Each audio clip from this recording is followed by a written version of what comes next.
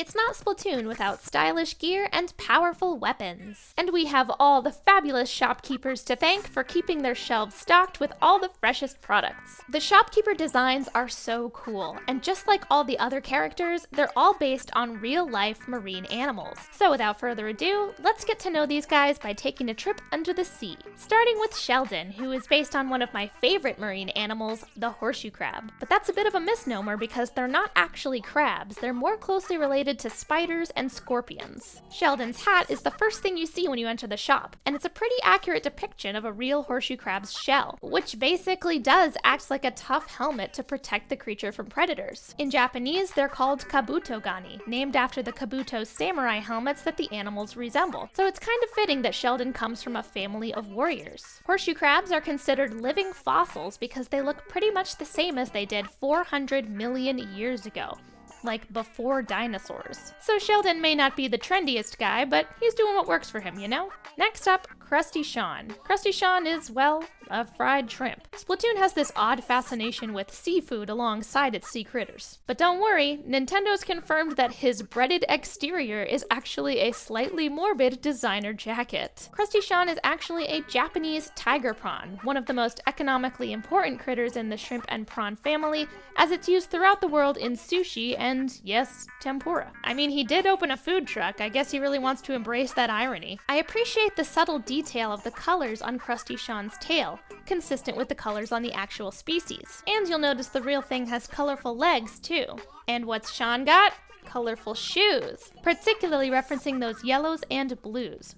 Really cool detail. Next up, Annie and Mo. Annie is a sea anemone, while Mo is a clownfish, also known as an anemone fish because these two animals are so closely connected. Anemones and clownfish share a mutualism, a sort of mutual friendship where the fish brings in nutrients and scares off predators, while the anemone provides shelter and protection for the fish. You may have seen this relationship in a certain movie. Jelonzo and Jelfonzo are, of course, based on jellyfish, and they're remarkably similar looking.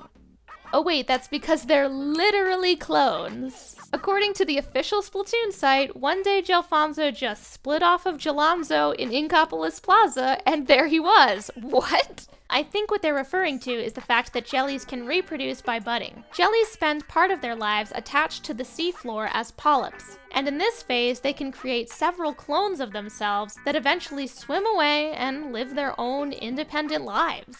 That, or they both set up clothing shops in neighboring towns, because, you know, why not? Flo and Craymond are a sea slug and an emperor shrimp. Similar to the anemone and its fish, these two critters share a close relationship. Except instead of a mutual friendship, it's more like the shrimp is a freeloader living on the sea slug and Flo just couldn't care less. A sea slug, or nudibranch, is like a snail without a shell, and they come in all kinds of different colors. Those stalks on Flo's head are called rhinophores, basically sensory organs that can both smell and taste.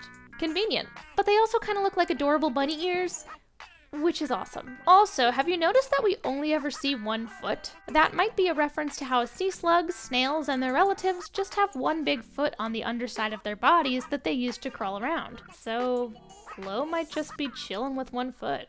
Spyke and Murch are both based on sea urchins. These marine animals are known for being covered in spines, which they use to protect themselves from predators. The two characters look kinda different though, which could be for a couple of reasons. For one thing, Murch is clearly supposed to be younger than Spyke, and young sea urchins are still growing their spines, which is why they might appear fewer and sparser on Murch. And two, they might be based on different varieties of urchin, with Spyke resembling species like the Pacific purple sea urchin with his thin, pointy spines, and Murch looking a bit more like a slate pencil urchin with thicker, rounded spines and a striped pattern. Interestingly, on the official Splatoon 2 relationship chart, because that's a thing, Murch and Craymond appear to have some kind of history together, perhaps referring to how some shrimps like to live on sea urchins as well. Last but not least, let's talk about Bisk. Another favorite animal of mine, Bisk is a spider crab. So named because their long legs and small bodies give these crabs that creepy crawly look. Spider crabs are also known as decorator crabs because they like to decorate themselves with seaweed, sponges, and anything else they come across. I mean, look at these guys. It's definitely a great choice in animal for a stylish shoe shop owner. Where I live, spider crabs are these cute little brown guys, while in Japan they can be these gigantic monsters that grow up to 12 feet long.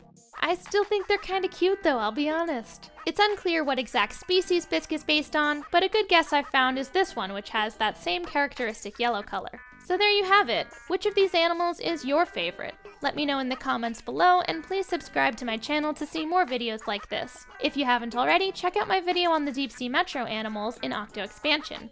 Thank you for watching, and stay fresh.